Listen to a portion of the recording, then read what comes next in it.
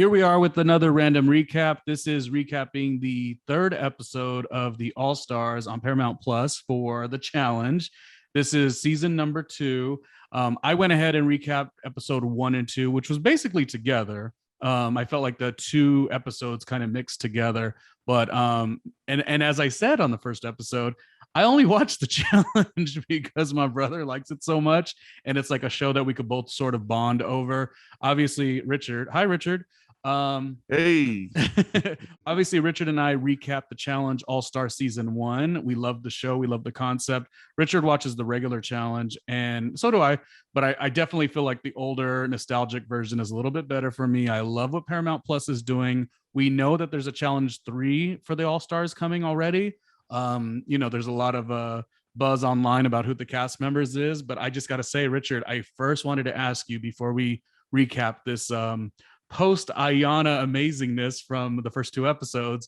I wanted to ask you, and I've already spoke about it, who are the cast members on this season that really speak to you? Who were the ones that you liked for the show, you liked for the athleticism, and maybe even 1 or 2 that you're just like, ooh, they're going to be eliminated kind of early? Who are some of your people? Well, I guess, just going back, it's usually some of your favorites, just in general, if you go back to the real world or road rules or past challenges. Um, Being San Diego is my favorite. I always like Brad, just Okay, because. yeah. And now he's got the beard and the bald head and And looks he's a little still crazy, but in crazy shape. My only issue with Brad is Brad always going to go off the rails at some point? But honestly, it's still early. This is us just barely recapping the third episode. He seems very calm now, very grown, but has he changed? Has he evolved? I'm not sure, but it's good to see him. You are right about that. And San well, you would Diego think, was great.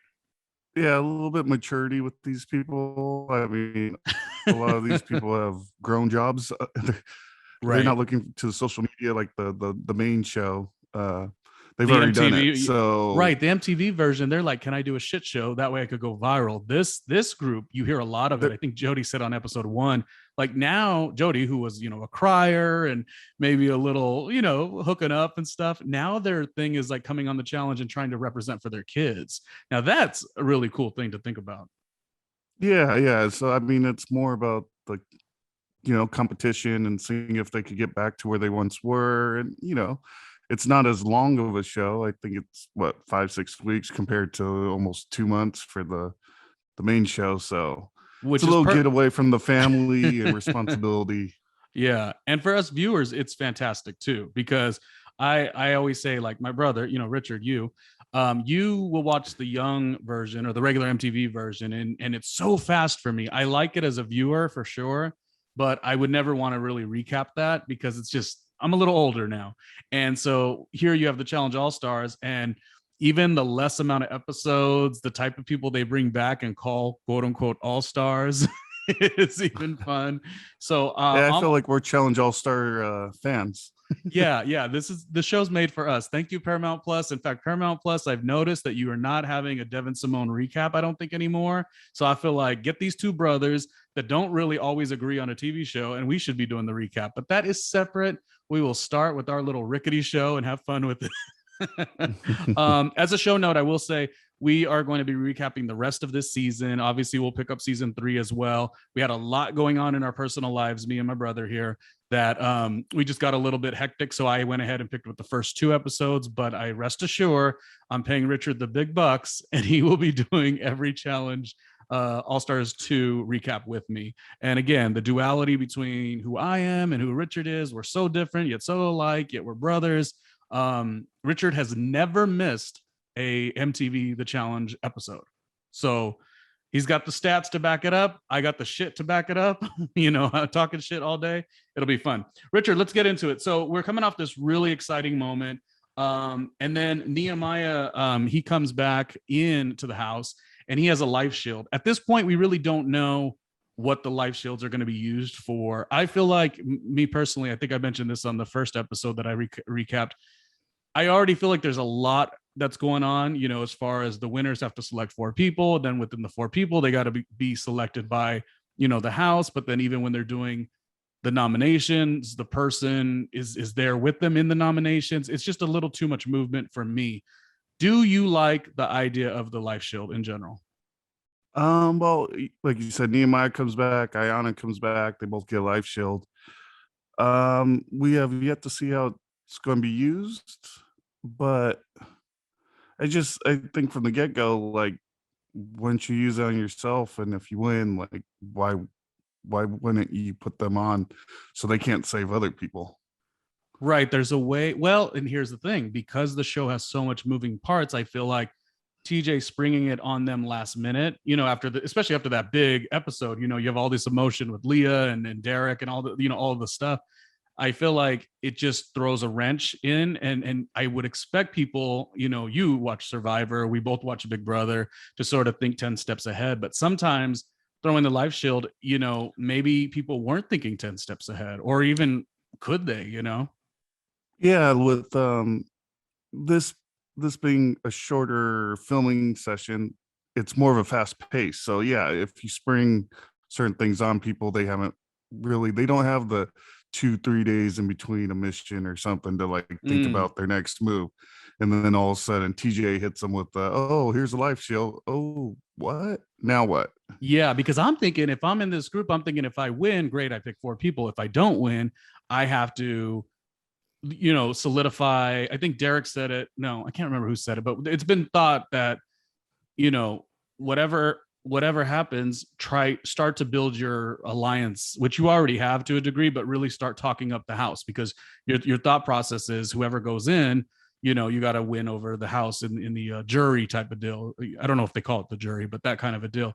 So yeah, your mind's probably so much on that. Imagine you being Janae and your best friend Derek goes home.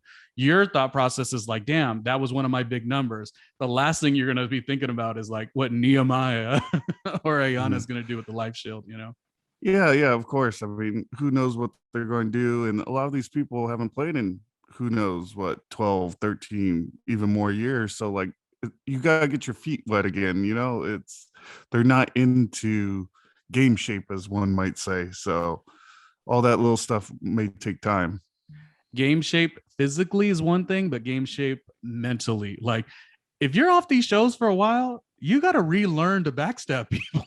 Yeah, you might have a black heart for a little bit and be okay with it if you're on it every season. But yeah, if you haven't been on it, Yeah, you gotta relearn. your ice cold heart is very doable. Not even if you're a good person, but like if you're Anissa from Chicago, she does it every season. She's used to being cold as ice for the sake of the show. Trust nobody.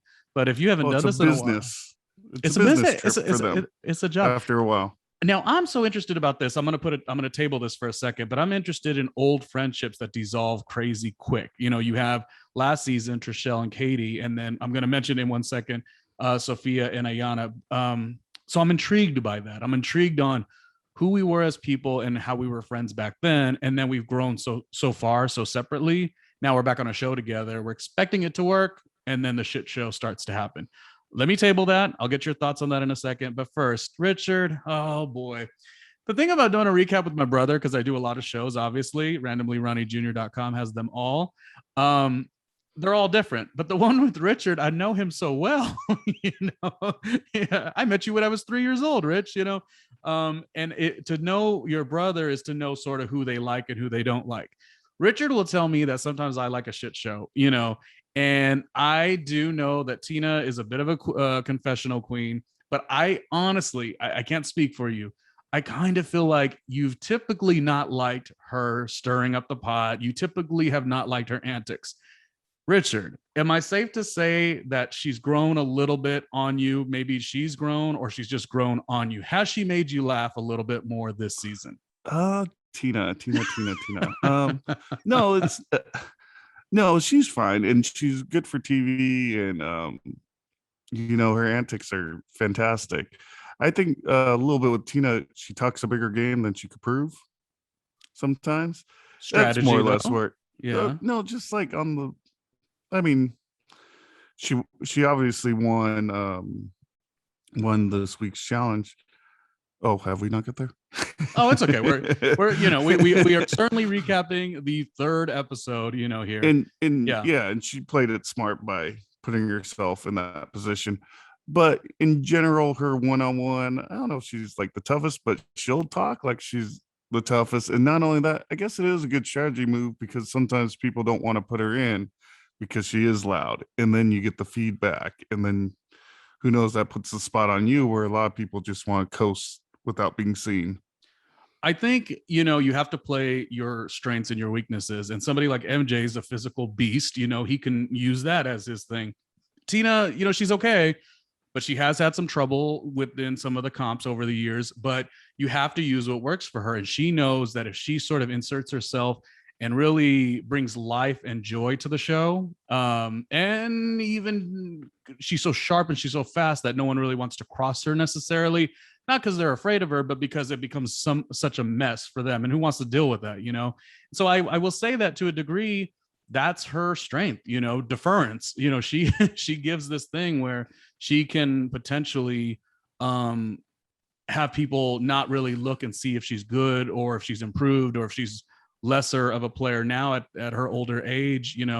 She has done this thing where she's kind of intimidated people, to a degree. Obviously tons of people aren't intimidated by her, but sometimes you just don't want to deal with it. So here's what I'm saying. I give her a little credit because that's old Tina. We don't really know new Tina yet. So I mean, well, okay, she's probably one of the best sound bites yeah, of all the people. So I mean, talk about strengths. I mean, those confessionals, I think Tina's 1A, 1B. Yeah. I watch wait, what's 1A and 1B? What's that mean? Or just like she's one of the top three. I'm saying, like, top tier. If she's not the best, she's up there. Well, the thing is, you're doing a show too. You are competing to actually win, but you're also doing a TV show. You think about these other reality shows. Richard and I, we've sometimes watched Vanderpump Rules together, and sometimes it'd be the most boring of characters. But if you're a confessional, king or queen, and that's what you do, and you could narrate the story, you now have a relevance to the show. So I think Tina knows what she's doing. But anyways, I said all that to say, because we're going to keep this quick. Tina, to me, Richard, has been a little more enjoyable. She has the moment with Derek on the last episode, or the first episode rather, where Derek is a NEET like Tina. So she's funner, I feel, is what I'm trying to say. And the reason we know she's funner, I almost forgot about this, but as Richard and I were prepping to do the show, Ryan had dissolvable shorts, like booty shorts almost, or whatever, and they were dissolvable. And it played so. He was almost funny. doing lunges in there before he got in the pool. It was really funny to watch that on TV. So that proves my brings point. Back some of the old type of challenges where it's more like fun, happy-go-lucky, practical jokes. Where it's been pretty serious on the main show. I still love the main show, but yeah, the main show on MTV, where they're younger cast members. I feel like you as a viewer are on the couch, like taking notes and like you have pie charts, and you're just sort of forced to be so intense. It's not fun anymore. And I think the old challenges, when they first started, people will make jokes. They're like, "Oh my god, it used to be like summer camp," and then it got really intense. So I think they also make a lot more money nowadays too. So it is very serious on the main show. It's, I mean, Johnny Bananas. Remember they used to have like you win a boombox if you won your daily challenge. I think some of them back in the day, and not knocking, because I would do it too. Some of them just enjoyed being away and an exotic vacation and traveling and doing experiences you never do. Now it's literally a career. It's your fitness line or your whatever. Before social media Yeah. And that's a different thing too, because I feel like, maybe some of the cast members on this Challenge All-Stars, they're more trepid because they've never played in that sand, just yet. So maybe they're all on their P's and Q's. But anyways, say that to say, Tina, shit show, we know that. Confessional queen, we know that. But I really feel like my brother, Richard, here, I think you kind of think she's a little funnier than she used to be. That's my guess. I don't know. It's not like I'm saying Hisela. I know you still don't like Hisela, which I love. Whoa. Let's just not throw people. I mean, you're throwing me under the bus on stuff. No, I've never said anything bad about Tina. Okay. Well, I was just asking a question. she knew how to team up with the right people and intimidate, and that kept her out of a lot Yeah. of arenas or what dungeons or whatever they wanted to call them over the years because it's part of social game. It's gameplay. Yeah, she's assertive. There you go. You nailed it. Social game. And if I ever did Big Brother or one of these shows, I have to know, Ronnie, you could do so good on the comps, but maybe you could do so good, with your words. I mean, inherently here, I'm a broadcaster for all these years. I know how to communicate.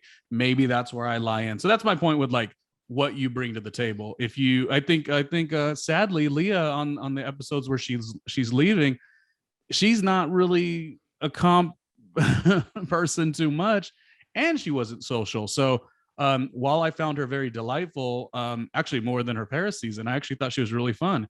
You have to have something, and I think that's the key. Some of these people are just going into the show with no game plan. You have to have a little bit of a game plan, I think.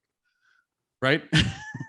Well, Tina's a veteran. She's been on a lot of those shows, and yeah, I mean, Leah's been on what, maybe one, and it Yeah. was And so Leah long ago. So and they didn't Leah, have the experience of show after show after show, and then it's been so many years where Tina, it seems like she jumped right back in and she was ready to go.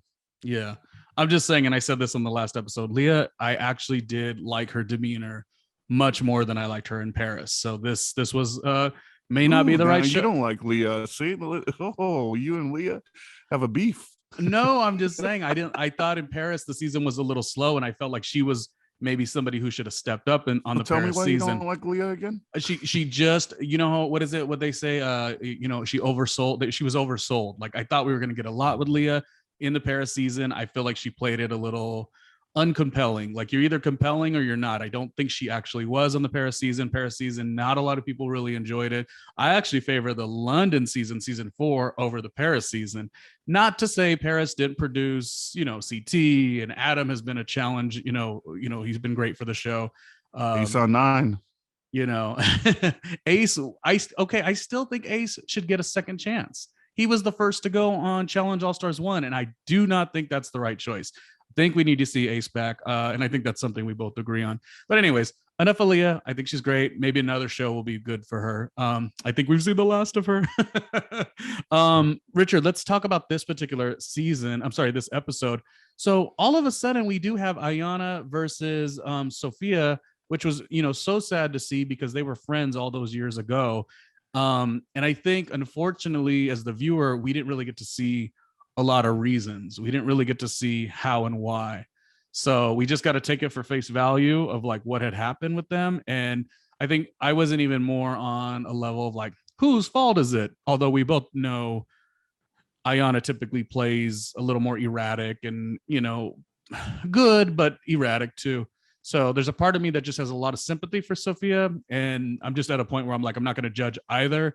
But I think it was sad to see because, I would be so bummed if I was doing a show, not being around these friends for 15 years. And then all of a sudden, like I literally severed the friendship. That would make me so upset.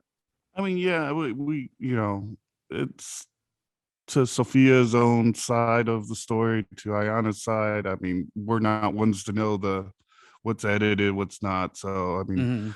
not to get too much into it, but Like it it's to sucks them, though. and Yeah. yeah. I mean, Like the show I did on Fuse TV years ago.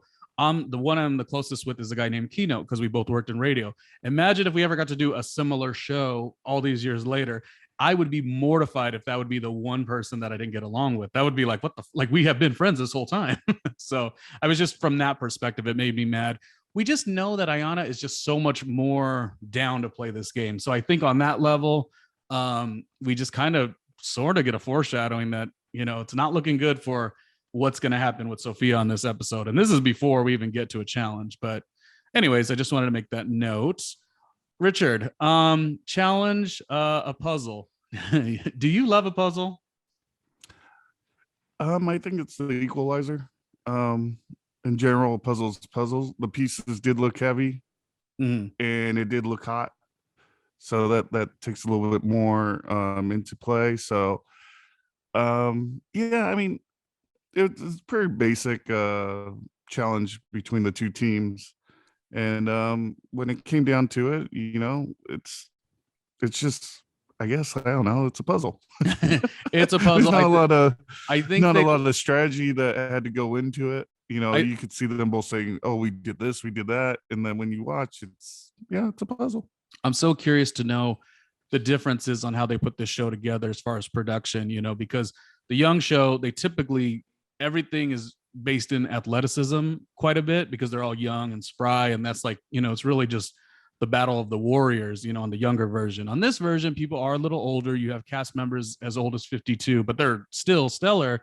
But you sort of have to do, like you said, an equalizer. So I think that's what the challenge brought. The puzzle brought.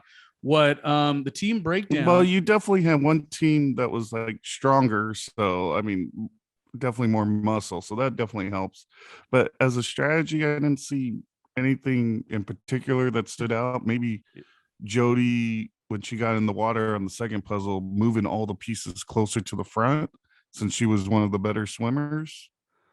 So that the people who didn't swim well, they could just kind of put their feet in and grab the puzzle piece instead of swimming and chasing. But that's the only thing, kind of strategy besides puzzle strategy. And that's actually good for Jody because she just has one more thing to speak upon if she were to get nominated or something. You just have one more asset. I think honestly, these types of challenges, you called it the equalizer. I think you're right. And also, I think these kind of challenges, they are fun for the viewer because really, because there isn't too much of an athleticism that is going to create the success or strategy, really, it turns into the yelling match. The challenge is, it's just everyone who is it's like you just got all these directions, and then some of them are coming from Ayanna, some of them are coming just from cast members themselves. You got some of the weaker cast members who are yelling to do things that they physically can't do. So on that standpoint, I liked it. Breaking down the teams, we have Darrell, Tina, Derek, Janelle. Haven't seen much of Janelle on the show. So that might be a good thing for her. Maybe she has a longevity. Brad, who you like, Jasmine, Nehemiah, Katie, Tyler, and Melinda. Okay, Melinda. On the other team, we have Ryan, who Ryan stepped up as the. Oh, you laughed because I didn't like the Austin season. Yeah. Yeah. I mean, I didn't, and sounds I don't like know. You like Melinda. You're going to have beef with Melinda and Leah. I thought Melinda was, kind of lackluster, but we'll see. We'll see. Anyways, on the other team, we've got Ryan. Oh wait, is it Ayanna and Ryan? I thought Ryan was the. No, Ayanna. Yeah. Ayanna was the captain for the. Okay, so let me read this correctly. Excuse me, I'm taking the notes here. Reciting the notes, rather. Ryan, Ayanna, we have Jody, we have Kahada, we have Steve, we have Janae, we have, there's just too many cast members. Sophia, we have Casey, MJ, and I believe that is it on that team. Okay, so. Yeah, because Tina and Darrell were the captains of the winning team.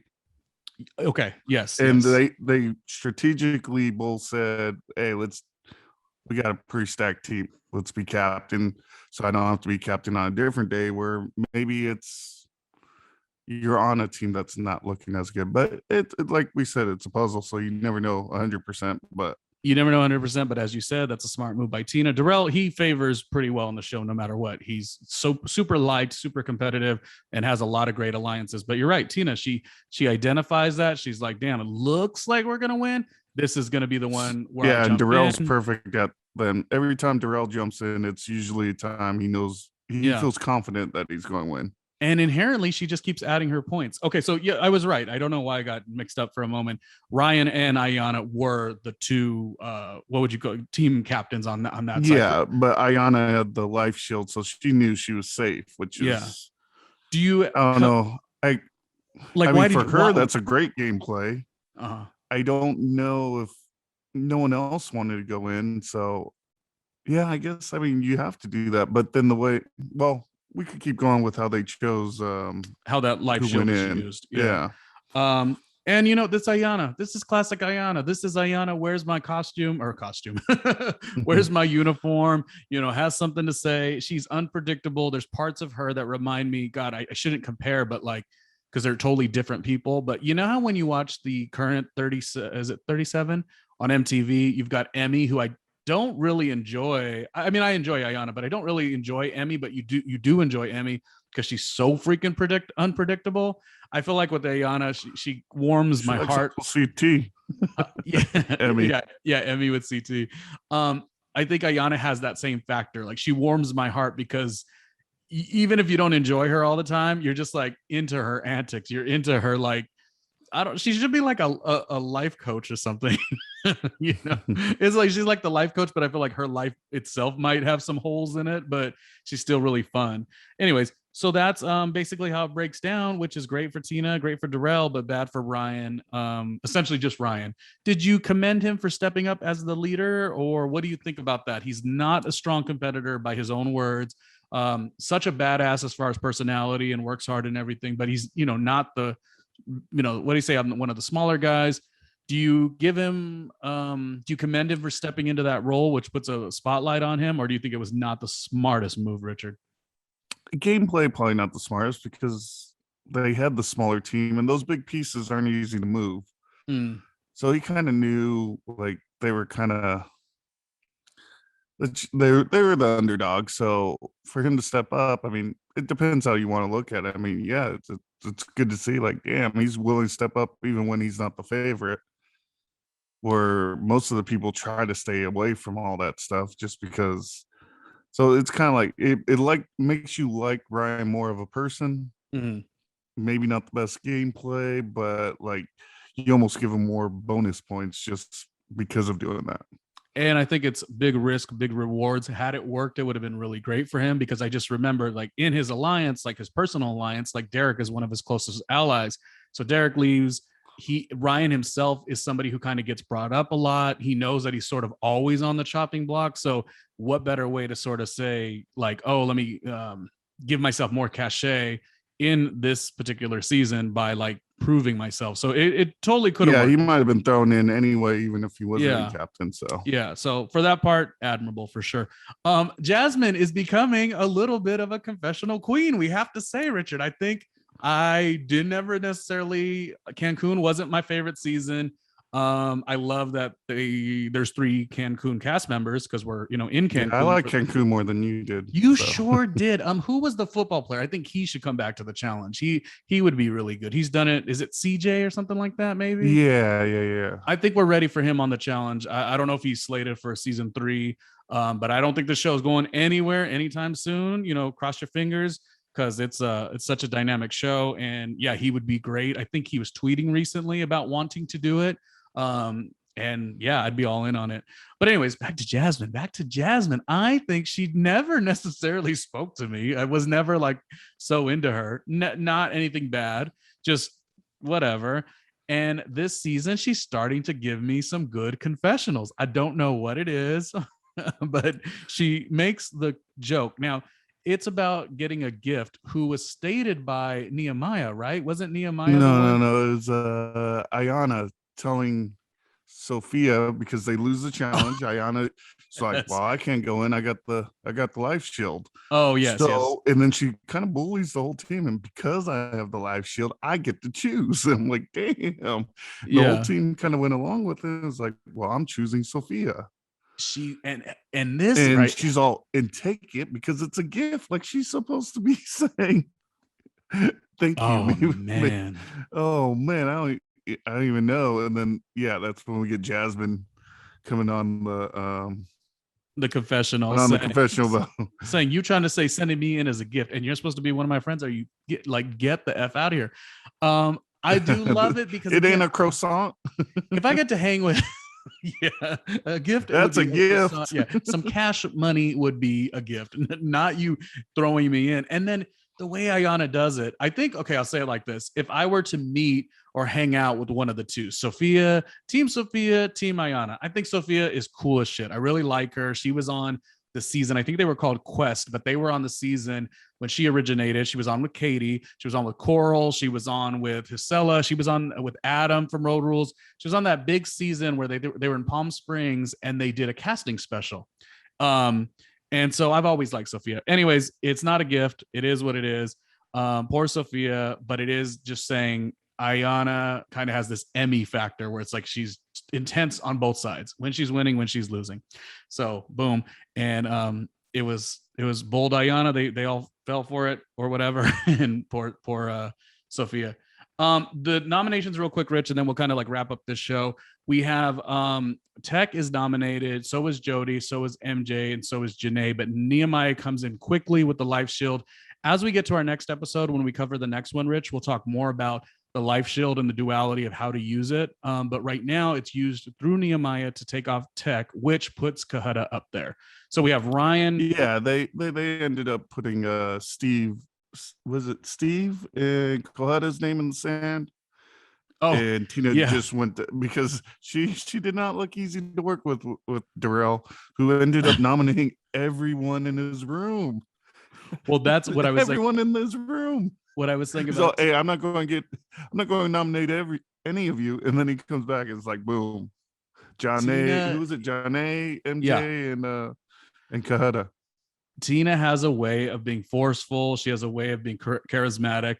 And somebody like Darrell doesn't really like to argue. His athleticism usually carries him a long way. His alliances carry him a long way. But it's like Tina does his athleticism, alliances, and staying out of the way, not making least amount of waves. But Tina ain't gonna let you do that. And I think Tina does things before you even know it's done. You're like, wait, what just happened? Wait, it was in the sand we voted. And like Steve was their number one. Like, maybe they have a lines coming in that no one knew about. I'm not sure if it was this show, maybe it was another reality show, but Tina seems like the type that she's also what do you call it, producing the production. She's like, all right, come on over here, we got a nice shot, we got to find out what they're talking about. Like, Tina's very assertive, so it was funny. Poor Darrell for that situation, but it was what it was. Okay, Richard, so this brings us to our selection process. I called it the jury, but yes, selection process. We have MJ and Kahutta are the names thrown out, so are Jody and Janae. Jody has 10 people that kind of say that she's going to go in against Sophia, and Kahutta has 11 people who say that he's going to go in against Ryan. I don't know what that means long term as far as the alliances, but obviously no one really wants to MJ only got one vote. It seems like they're just kind of going with the wishes of the person who goes in as of now. Oh, okay. So I was wondering if wanted Jody, and then I think Ryan wanted Kahutta. Yeah, I was wondering if any of it played to like, oh, we don't really know who MJ's alliances are. Well, we don't know if he's a big competitor. Like, I didn't know if any of that played, just because he hasn't been around. So I was just curious. But you're right. It's probably the way you say, if I'm going in, you give me who I want, which they don't actually have to do, but sometimes they do. I'm sure it'll get a little crazier in future episodes. It's going to get worse. It starts out nice. You throwing out, starts out nice. Damn, TJ throwing out live give him shields. some time. Yeah, TJ throwing out live shields. TJ telling him in the early episodes that they're not what do you call it, playing hard enough, and they're should be walking over the thing, not scooting over the thing. It's gonna get bad quick, Rich. I thought this was All Stars. I thought this, and the only person who snapped at it was Tina. So I'm telling you, I wouldn't be surprised if she booked herself as the co-host on season 10. Anyways, I digress. So sadly, we have Ryan leaving. Sadly, we have Sophia leaving. Two people that I feel are fun and I'd like to see them on the show. They're adorable, and they have a lot of potential in their own right, but it just wasn't good for them. I like you always say, Richard, and I think if we listen to the Ringers podcast, you would hear them say there's always a whatever TJ says and how he says goodbye is a potential, like, could they be casted again or not? And I feel like he kind of was cool with both of them. There wasn't a hard, it wasn't a crazy elimination. It was tic-tac-toe. I mean, we've all played tic-tac-toe, and obviously MTV, hey, let's throw some fire onto it to make it tic-tac-toe on fire. But like I said, this is what makes the show good, when you have people you do like and they do have to go, because you know what, it's a double elimination kind of a deal, or double what is it called, the two men and women. So we got 24 people to start.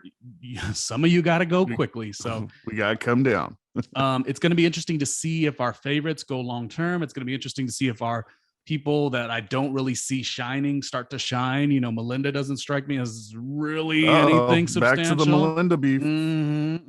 Richard, my last question, because we're wrapping up. That was a great episode. Excited to recap the 4th episode, which will be our 3rd episode. So just sequentially follow another random recap, and also follow patreon.com/randomlyRonnie Jr. But my last thing was, as we wrap up, A, do you have anything to say about the episode? And then B, if you were to cast a future All-Stars, who are you choosing, Rich?